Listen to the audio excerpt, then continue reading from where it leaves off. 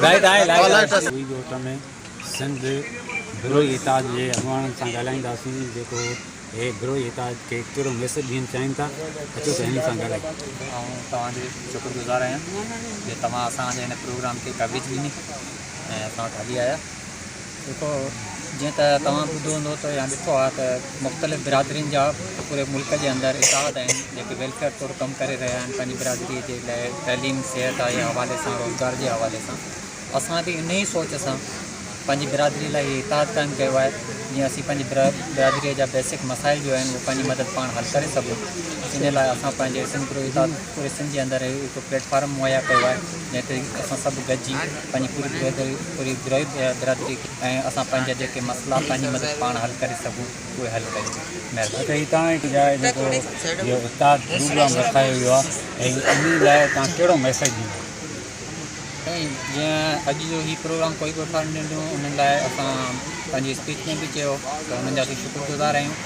ईअं पूरे कराची जे अंदरि ऐं कराची डिवीज़न जो सदर आहियां असांखे पंहिंजी बिरादरी प्रोग्राम ॾेई रही आहे ऐं हिन इताद खे कामयाबु करे रही आहे।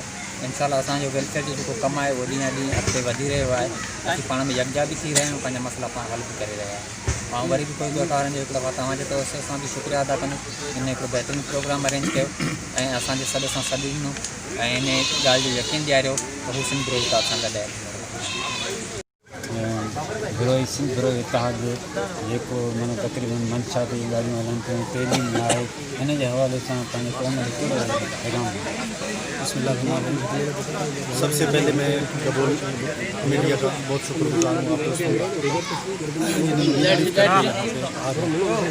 तो दोस्तों ने सब ने मुख्तसरन इस पर बात की है और हमारा भी मेन मकसद यही है, हमारा पैगाम भी बिरोई बिरादरी के लिए आज कोई गोट में यही है कि वो अपने बच्चों को तालीम दें और तालीम के साथ साथ जो भी इनके साथ नाजायज़ी है, जो फैक्ट्री वाले नाइंसाफ़ी कर रहे हैं उनके लिए हमारा ये पैगाम है। इनके साथ हमारी ये हमदर्दी है आज के प्रोग्राम में कि इनके साथ जो भी इनके जायज़ मुतालबात हैं वो फैक्ट्री वालों से हम गुजारिश करते हैं कि इनको रोज़गार दिया जाए बजाय कि किसी दूसरे जगह से रोड पार लोगों को यहाँ भर्ती करने से। तो इन लोगों का हक़ है जो मकामी हैं जो अपना दरवाज़ा खोलते हैं तो सामने फैक्ट्री का गेट नज़र आता है, तो इनको भर्ती ना करना इनके साथ मेरे ख्याल में नाइंसाफ़ी है और ज़्यादती है। पहली बात ये है। दूसरी बात ये है कि हमारा ये पैगाम है सब दोस्तों के लिए, सब इंसानों के लिए, ख़ुसूसन यहाँ आज कोई गोट के बिरोई बिरादरी के लिए कि अपने बच्चों को अपने आप को मंशियात से पाक करे और मंशियात से अपने आप को दूर करे, तालीम का रास्ता ले ले, उसमें इंशाल्लाह कामयाबी है, उसमें तरक्की है। जी सिंध बिरोई।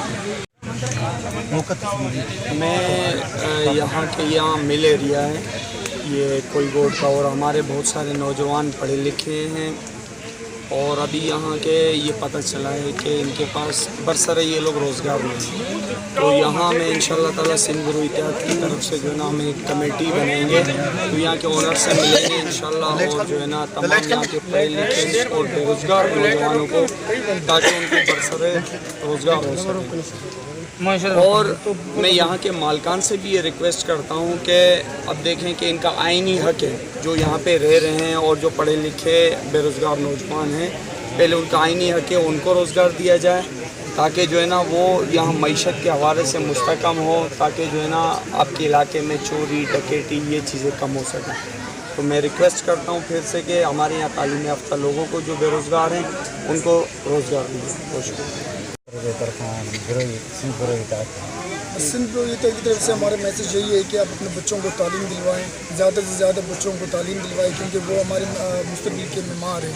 अगर हम उनको यूँ ही लावारिस छोड़ देंगे तो हम बिल्कुल बेकार ही रहेंगे। तो लिहाजा हम अपने बिरोई बिरादरी से गुजारिश करेंगे कि वो अपने बच्चों को ज़्यादा से ज़्यादा तालीम दिलवाएँ। बिस्मिल्लाहिर्रहमानिर्रहीम।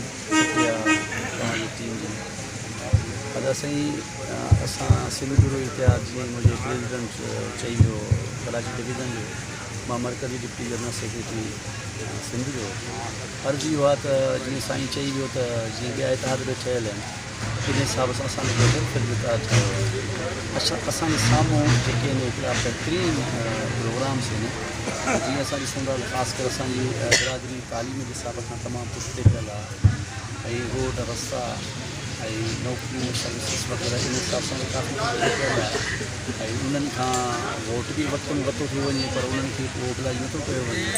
अॼु बि असां महसूसु था कयूं त 2020 ते वॾे अगरि असां किथे वञूं था अगरि किथे को बिरोही जो ॻोठु आहे या का बिरोही जी एरिया आहे जिते बिरोही दूर था थियनि त उते ॾिसंदासीं त रोड बि टुटल मिलंदो, स्कूल न हूंदो, स्कूल आहे त टीचर न हूंदा ऐं अस्पताल आहे त उनजो स्टाफ कोन्हे। एॾा प्रॉब्लम असांजे माण्हुनि सां आहिनि। इन शइ खे असां महसूसु करे हिन सिंध बिरोही इतिहाद जो बुनियादु रखियो ऐं अलाह जी महिरबानी सां सिस्टम असांजो अॻिते वधे पियो। पोइ जेतिरी असांखे हिन महिल ताक़त ज़ाहिर आहे असीं न गवर्नर आहियूं न वज़ीर आला आहियूं न की असांजी का एतिरी पोजीशन आहे पावर्स में आहियूं पर असां एतिरो पावर हाणे हिन महिल रखूं पिया त किथे बि असां इन्हनि खे रिक्वेस्ट कयूं या रिक्वेस्ट ते अगरि ॻाल्हि न थिए त असां उनखां पोइ प्रेशर बि ॾियूं जंहिंजे लाइ असां पंहिंजे जाइज़ मामले जे लाइ रोड रस्ता बि बंदि करे सघूं था।